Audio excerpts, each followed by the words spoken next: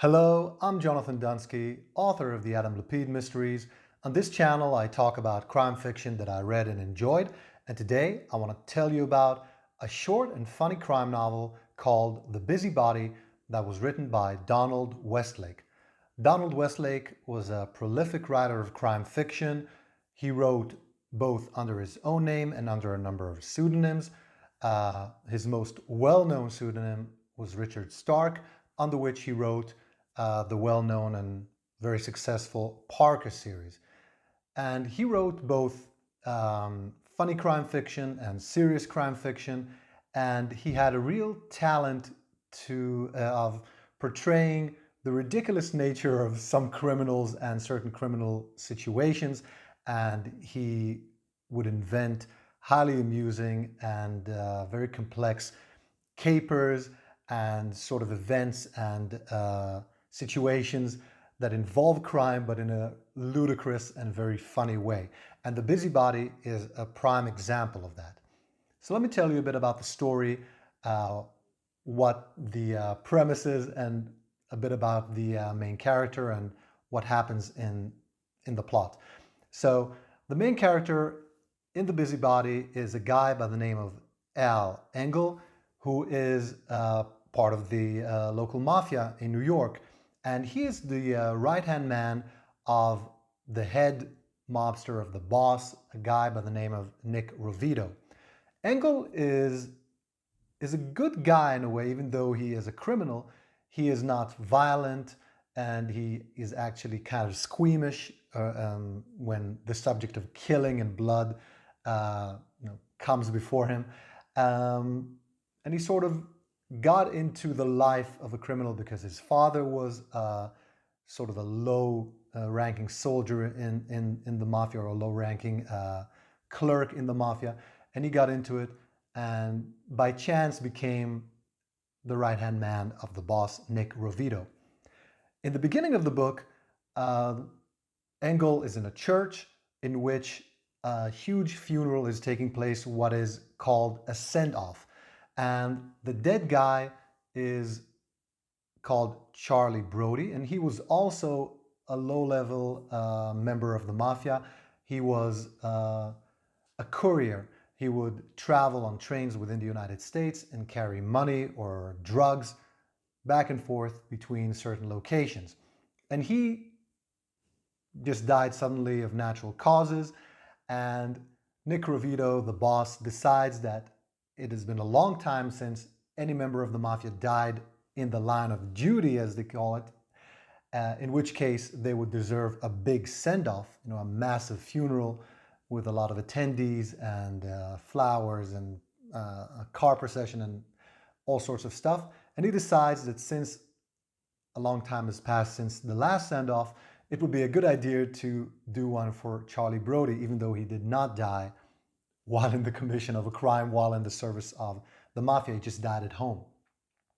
So there's this huge funeral, and it's quite funny because right in the beginning of the book, Engel complains about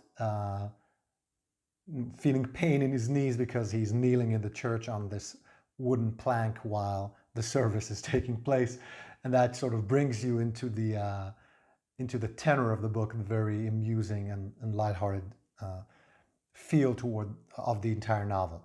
So Charlie Brody is buried, and at the end of that day, Nick Rovito calls a few of his associates to get together, and they talk, and it turns out that Charlie Brody was buried in his blue suit, and his wife chose that for him. And the problem is that that suit was what Charlie Brody always wore while he was doing his courier service. They would either sew money into the suit or sew narcotics into it, and while he traveled back and forth, and in that way he would deliver it securely. And he was just returning. He had just returned from one of his trips when he got his heart attack and died at home. And he still hadn't managed to bring the suit to his boss for the suit to be opened and $250,000 in narcotics removed from it. So his wife erroneously buried him with that suit, in that suit, with the drugs still on him. And Nick Rovito wants those drugs. So he orders Al Engel to go to the cemetery, dig up Charlie Brody, retrieve the suit, and then, put everything back together, put Charlie back in the ground, and cover it up. And Engel is very squeamish, but Nick Rovito is not a guy you can refuse, so he goes and does it.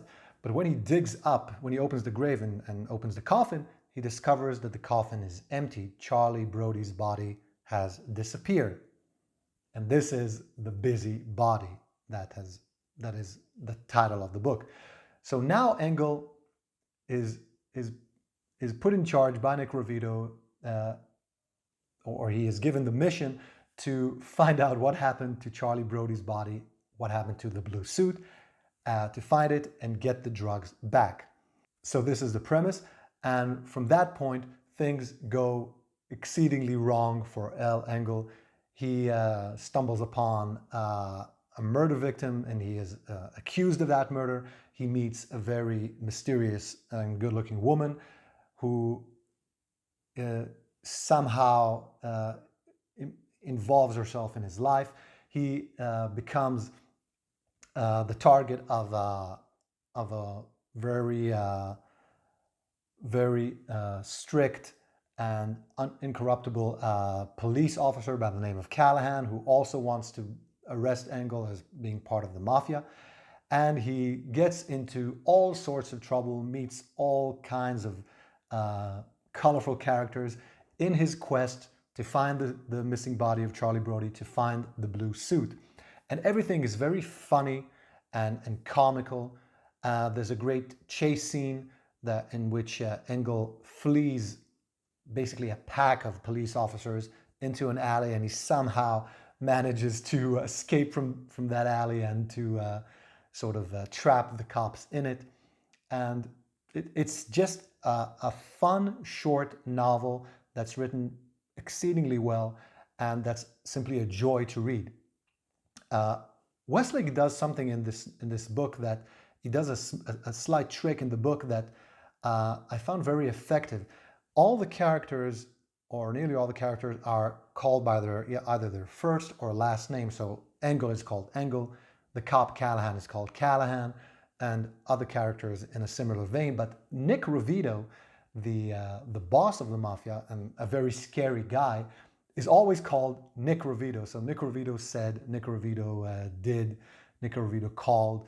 And it's something that is very strange, but just by always using his full name, Nick Rovito gets a sort of vibe around him of something very intimidating and dangerous and powerful.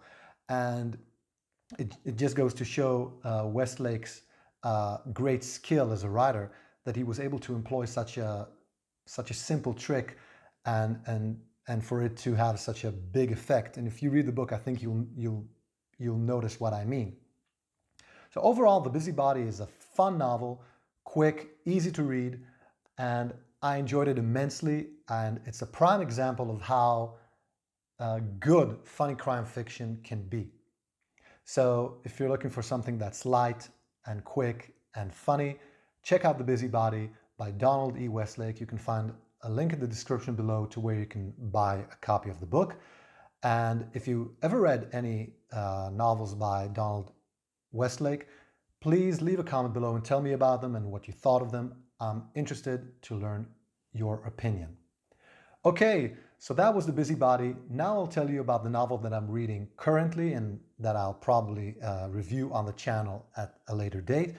It is also a novel by Donald E. Westlake, and that is Dancing Aztecs, which is another funny novel, even funnier than The Busybody by a good margin.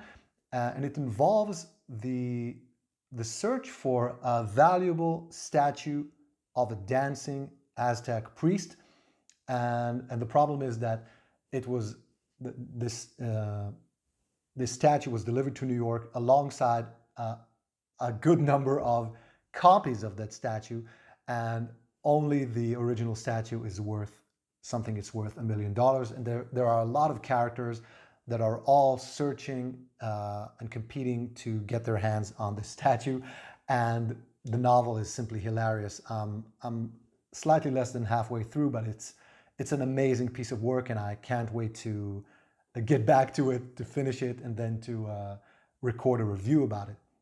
So Donald Westlake was a great writer of funny crime fiction and of serious crime fiction, and both The Busybody and Dancing Aztecs are prime example of his great and wonderful skill.